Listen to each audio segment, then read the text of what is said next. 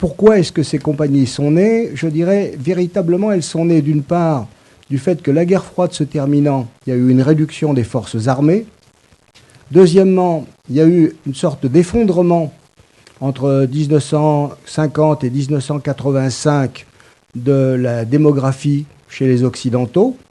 Et il a fallu donc en quelque sorte recourir à des gens capables de se substituer aux armées régulières et en même temps de ne pas être toujours sous le contrôle du Congrès en ce qui concerne les États-Unis ou avec les Britanniques de ne pas être cités au Parlement. Donc ces compagnies se développent de façon rapide, essentiellement les Britanniques d'abord, une fois qu'on aura éliminé Executive Outcome. Je cite par exemple qu'en 1998, l'Angola, où l'Executive Outcome se trouve, est expulsé par le MPRI, qui est un organisme para-étatique créé aux États-Unis par d'ex-généraux, 7000 hommes. C'est exactement ce MPRI également qui, en 1995, va entraîner l'armée croate en Bosnie de façon à bousculer les forces serbes dans la Krajina. Et ils vont faire d'ailleurs plus que de l'entraînement, c'est-à-dire que c'est de la participation discrète, mais effective. Donc il y a dans ce dont nous traitons maintenant un engagement dans des conflits. Si je prends le cas de l'Irak, aujourd'hui, tout groupe, tout mouvement, quel qu'il soit, qui s'appelle Blackwater, Armour Group, Dean Corps, Vinel, et particulièrement Kellogg, Brown and Root, qui a 54 000 hommes seulement, bien, tout groupe qui participe de la guerre d'Irak est partie prenante de cette guerre. C'est-à-dire qu'on estime à 180 000 hommes minimum le nombre des troupes, comment dirais-je, privées qui participent de la guerre d'Irak, ce qui fait qu'il y a 350 000 hommes de facto en Irak et non pas le 160 000 hommes des troupes régulières. Donc il y a une véritable mutation qui s'est opérée, due à la démographie, due également au rétrécissement des troupes du point de vue de leur quantité, et également cela permet bien sûr de ne pas être responsable à l'égard du Congrès. Je signale que aussi les pertes de ces compagnies privées ne figurent pas dans les pertes américaines. Ça diminue l'impact de l'image des cercueils qui finalement fragilise.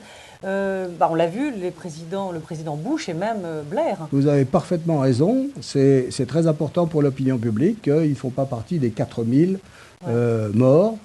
Les blessés, d'ailleurs, c'est intéressant à signaler, ne sont plus signalés. Pourtant, toujours, on disait morts et blessés, ce qui fait qu'il y a en Irak, je ne parle pas des compagnies privées, mais il y a en Irak 40 000 hommes hors de combat.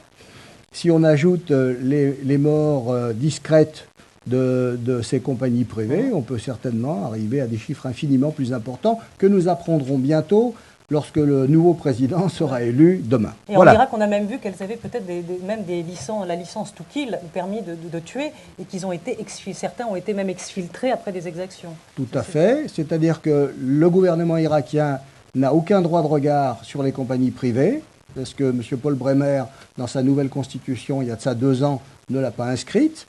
Et en ce qui concerne le Congrès, effectivement, ils sont... Il n'y a que le Pentagone. Alors, une dernière fois, j'ajoute, ces compagnies privées ne sont pas totalement privées, elles sont toutes para-étatiques. C'est-à-dire que ces gens-là, le Pentagone leur donne le feu vert. Il n'y a personne dans ces nouveaux mercenaires qui travaille contre son propre État. On est donc dans un système nouveau où il y a une considérable latitude pour faire des choses légales ou non légales, y compris en dehors du fait de combattre avec la privatisation de la question, c'est-à-dire qu'Abu Ghraib était en partie dirigé par des compagnies privées qui torturaient de façon privée, si je puis dire, et qui font tout un tas de travaux auxquels l'armée n'est pas tenue de participer. Donc c'est un peu des professionnels de la guerre. On est en train de payer parce que ça a un coût. Ce sont tous des professionnels de la guerre, puisqu'il s'agit d'anciens militaires, parfois d'anciens policiers, qui sont tous des professionnels, pas nécessairement tous américains ou britanniques d'ailleurs. Les Gourkas, par exemple, je les ai rencontrés à Bagdad, c'est eux qui sécurisent l'aéroport de Bagdad. Il y a là-dedans aussi un certain nombre de Français, ex-légionnaires, où il y a également quelques Brésiliens, comme j'ai pu le constater. Voilà ce qu'on peut dire. Merci. Alors je vais me tourner vers Jean, je ne vous appelle pas Gérard cette fois, Jean Heinrich. Donc vous êtes président du conseil de surveillance de GEOS. Alors vous ne voulez pas être assimilé bien sûr à ce qu'on vient de parler. Expliquez-nous les activités du groupe GEOS. Oui, parce qu'il y en a plusieurs. Hein. Écoutez, avec plaisir.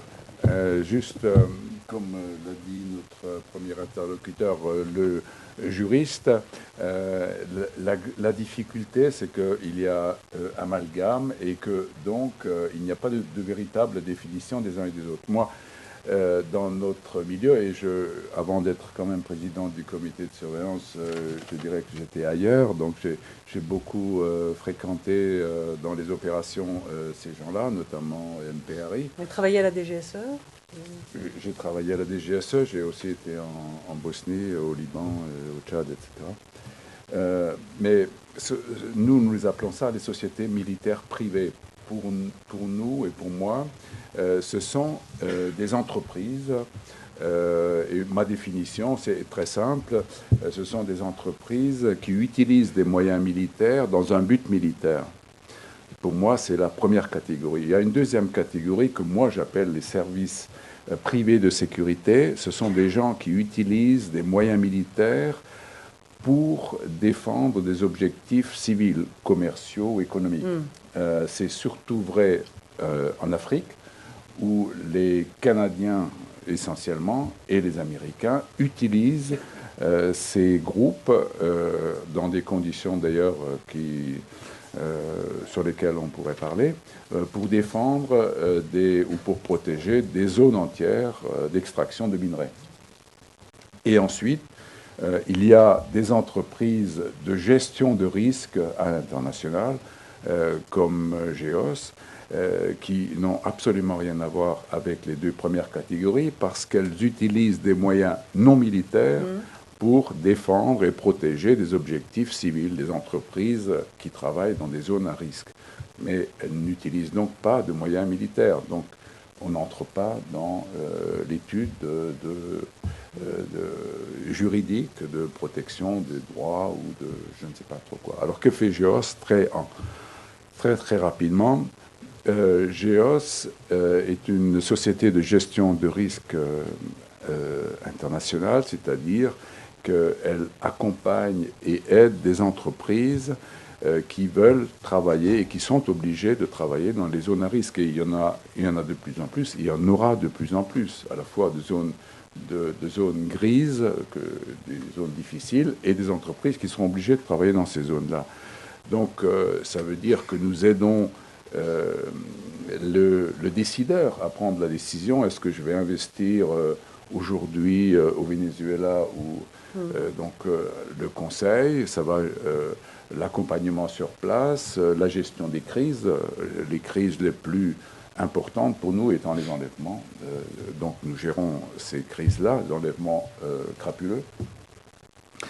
Et nous avons une deuxième partie, c'est l'ingénierie de sécurité, c'est-à-dire les études en amont, lorsque des grandes réalisations se font, comme le tunnel sous la Manche ou le futur tunnel qui devrait se faire sous les Alpes, et faire toute l'étude de l'ingénierie en amont pour l'installation.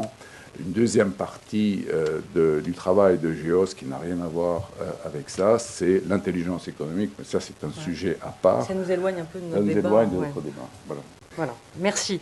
Donc, Elisabeth de Creye-Warner, vous êtes présidente de l'Appel de Genève. Vous avez depuis quelques années une expérience de dialogue original avec les groupes armés dans les conflits armés. Donc, expliquez-nous, les groupes d'opposition armée, expliquez-nous ce que vous faites.